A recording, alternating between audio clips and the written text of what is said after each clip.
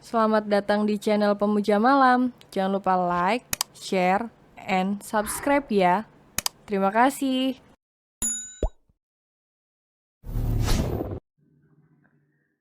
Chapter 2. Tidak boleh menyentuh tanpa izin. Dia melempar semua bajunya di atas ranjang, lalu mendudukkan tubuhnya sendiri dengan kesal di tepian. Dia kesal sekali saat mendengar Arden bicara tentang Bra dan Sidi sesantai itu. Seolah di antara mereka sudah tidak ada privasi. Dasar menyebalkan. Kesal dia meninju udara. Tidak ingin kembali terpengaruh dengan adanya Arden, dia coba menenangkan diri, menarik dan membuang nafasnya pelan. Lalu mulai menyusun baju-bajunya di dalam lemari. Sembari menyusun itu, mulutnya terus menggerutu. Bertahanlah dia, hanya 3 bulan. Hanya 3 bulan. Selepas itu, kamu bisa memulai hidupmu yang baru. Ya, tentu saja. Aku akan membuat hidupku lebih berwarna. Aku akan jadi kaya dengan jerih payahku sendiri, bukan dengan membuka kaki pada pria menyebalkan itu.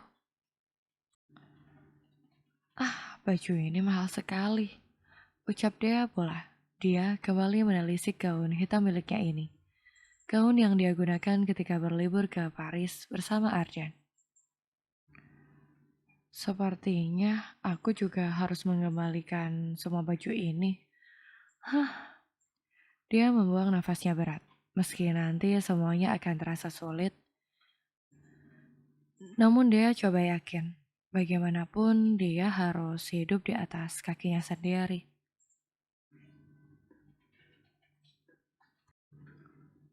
Malam tiba.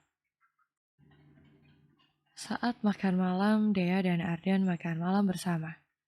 Masakan yang tadi sempat dimasak oleh Dea. Selama ini, mereka memang selalu seperti ini.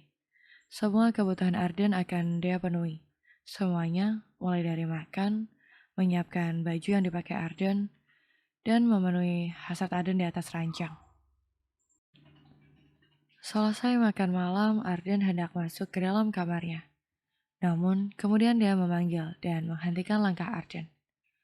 Jangan pergi dulu, kurasa ada yang harus aku bicarakan, ucap dia. Arden berbalik dan menatap mantan simpanannya ini. Katakan pada Leon, biar Leon yang mengatakan padaku besok. Malam ini aku sangat lelah. Jangan lupa, besok pagi bangunkan aku saat jam 5 pagi. Arden pergi dan dia terperangah. Padahal dia ingin mengakhiri semuanya. Ingin berhenti pula mengurus Arden. Dia berlari. Sebelum Arden masuk ke dalam kamarnya, dia lebih dulu menahan lengan Arden dengan kuat. Jangan pergi saat aku masih ingin bicara. Kesal dia, suaranya bahkan lebih meninggi. Sesuatu yang tidak pernah dia lakukan selama ini. Memberontak. Biasanya dia akan selalu menurut. Mematuhi semua perintah Arden tanpa membantah sedikit pun. Sikap dia itu cukup membuat Arden mengerutkan dahi. Hubungan kita sudah berakhir. Aku di sini hanya untuk memastikan bahwa aku tidak hamil. Jadi jangan berharap aku masih mau mengurus semua kebutuhanmu. Kalau kamu mau bangun jam 5, ya bangun saja sendiri. Kenapa merepotkanku? Kesal dia. Dan Arden sungguh heran melihat sikap wanitanya ini. Saat sedang marah begini, dia jadi terlihat semakin mempesona. Selama 3 bulan ini, bahkan jika aku ingin menyentuhmu, aku masih diizinkan. Balas Arden dengan suaranya yang datar. Juga raut wajah tanpa ekspresi. Namun ucapannya itu mampu membuat dia diam 1000 bahasa. Kenapa surat perjanjian itu banyak sekali isinya? Bahkan dia sampai tidak mengingat semua. Dan kenapa dari semua isi perjanjian itu, perasaan tidak ada yang menguntungkan dia? Dia menelan ludahnya kasar. mundur selangkah saat Arden mulai menatapnya penuh minat. Jangan menyentuhku. Baiklah, karena di dalam surat perjanjian itu, aku memang tidak boleh menyentuhmu tanpa izin. Selepas mengatakan itu, Arden masuk ke dalam kamarnya dan menutup pintu, meninggalkan Dea yang terperangah di sana. Sepertinya aku harus kembali membaca surat perjanjian itu, gumam Dea. Dengan langkah lebar, Dea menuju kamarnya, mengunci pintu rapat-rapat, dan mulai mencari berkas di salah satu tumpukan dokumen miliknya. Dokumen yang tadi sore sempat dia ambil dari kamar Arden. Dia sangat yakin surat perjanjian itu ada di sana. Satu-satu dia ambil dan singkirkan. Ia duduk di atas karpet tebal dan membuat dokumen itu sedikit berserak. Mana, mana. Gumam dia sambil terus mencari. Namun belum ketemu, tiba-tiba terdengar suara Arden memanggil dari luar sana. Deh, iya. Dia refleks menjawab dengan berteriak pula. Lalu segera bangkit dan segera menghampiri sumber suara. Bodoh, kenapa masih peduli padanya? Harusnya biar dia yang mendatangimu. Kesal dia pada dirinya sendiri, membenci tubuhnya yang selalu otomatis mematuhi Arjen. Di mana charger ponselku? Tanya Arjen saat dia sudah berada di hadapannya. Kini, dia berada di kamar Arjen. Astaga, hanya gara-gara charger ponsel, dia berteriak memanggilku. Di sini, ketus dia. Laci nomor 2 dari nakasmu sendiri. Seperti ini saja tidak tahu. Ini, dia mengulurkan charger ponsel itu dengan bibir yang mengerucut. Sementara Arden menerimanya dengan wajah yang datar. Benar-benar menyebalkan maksimal. Dia keluar dan segera kembali menuju kamarnya. Sesekali dia menghentakkan kakinya kesal. Karena baginya Arden sudah membuang-buang waktunya yang berharga. Kembali ke kamar dan kembali duduk. Namun baru sedetik bokongnya menyentuh karpet. Lagi-lagi dia mendengar Arden yang memanggil.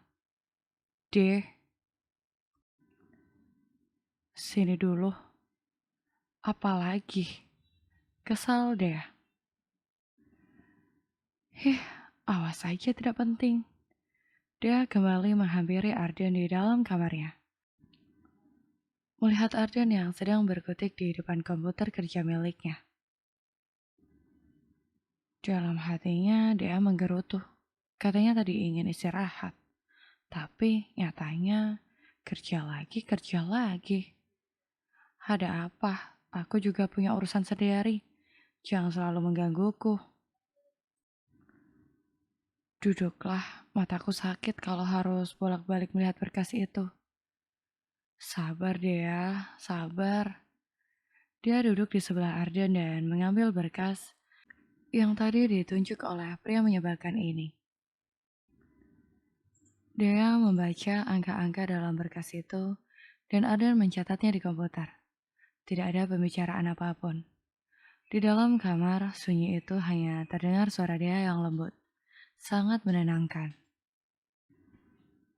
Hingga waktu berlalu dan tidak terasa, jam sudah menunjukkan pukul 11 malam. Dia mengantuk sekali. Dia mulai ingin pekerjaan ini cepat selesai. Arden adalah CEO perusahaan asuransi jiwa, Harwell Life Assurance, salah satu perusahaan asuransi terbesar di kota ini. Dia sangat teliti dalam bekerja, bahkan terlalu sering mengerjakan semuanya sendiri. Dia sangat tahu akan hal itu. Aku sudah mengantuk, ayo kita tidur, ucap dia tanpa sadar. Saat mengatakan itu pun dia menguap panjang. Tidurlah lebih dulu, aku akan menyusul. Dia mengangguk. Dia meletakkan dokumen itu di atas meja dan langsung menuju ranjang. Menarik selimut, berbaring, lalu tidur. Tidak butuh waktu lama, Arden sudah mampu mendengar deru nafas teratur dia. Pria tampan dan dingin ini pun mengukir senyum tipis. Dia dan Dea bagai sudah jadi satu. Mereka sudah terbiasa bersama. Hari ini dia marah-marah terus dan Arden tidak ingin menanggapi. Jujur saja, Arden tidak ingin mereka berpisah. Tapi janjinya pada mendiang sang ayah terasa sulit untuk diingkari. Janji untuk selalu mematuhi ibunya dan menyayangi kedua adiknya. Arden membuang nafasnya pelan dan mematikan komputer itu. Dia memang sengaja membuat dia lelah, hingga akhirnya wanita itu tidur di sini, bersama dia.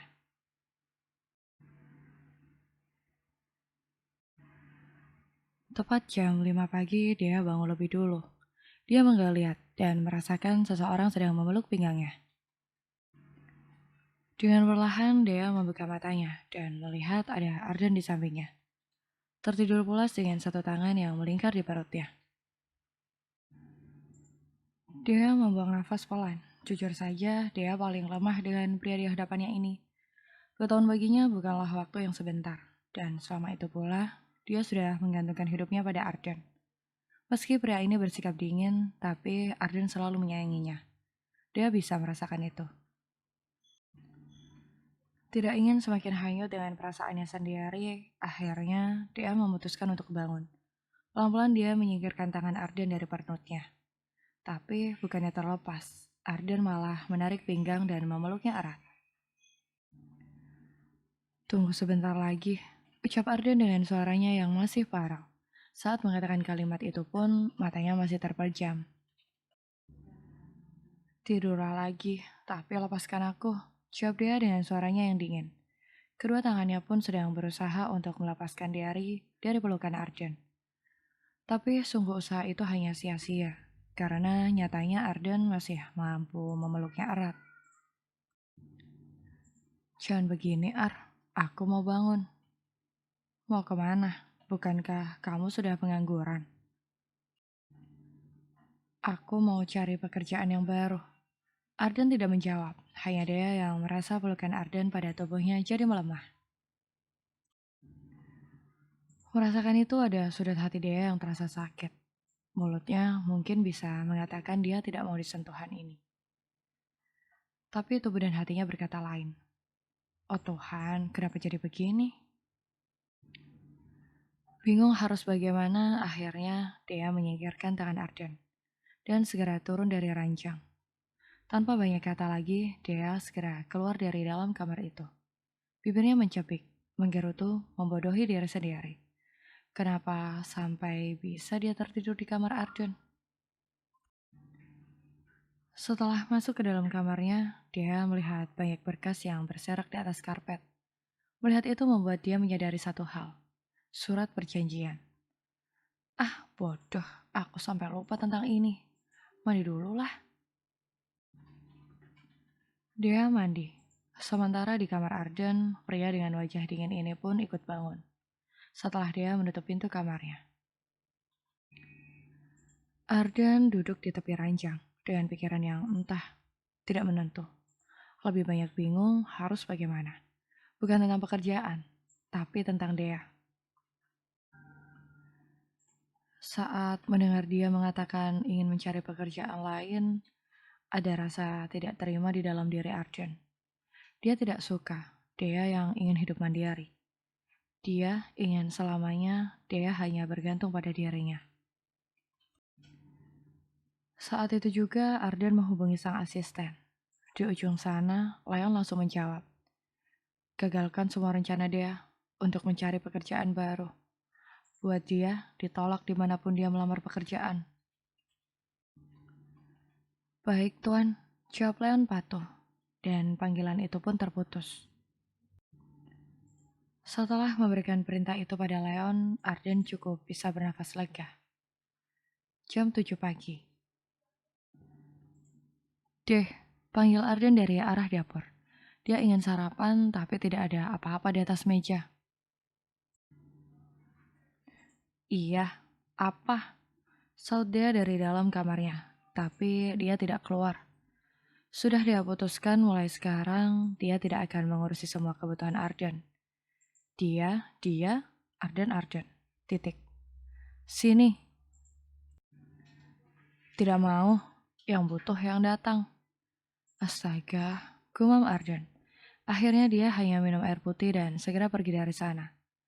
Arden tidak menemui Dea di dalam kamarnya, karena pagi ini dia ada pertemuan penting. Dan Dea yang menunggu tapi Arden tidak datang-datang pun jadi bingung. Akhirnya dia keluar dan tidak melihat siapapun di sana. Dia menuju dapur dan melihat ada satu gelas di atas meja. Melihat itu mendadak dia jadi bersedih. Tiba-tiba perasaan bersalah kembali muncul. Jadi merasa dia yang jahat di antara mereka berdua. Padahal dia pun tahu jika pernikahan itu pasti Arden lakukan karena ibunya, Sylvana.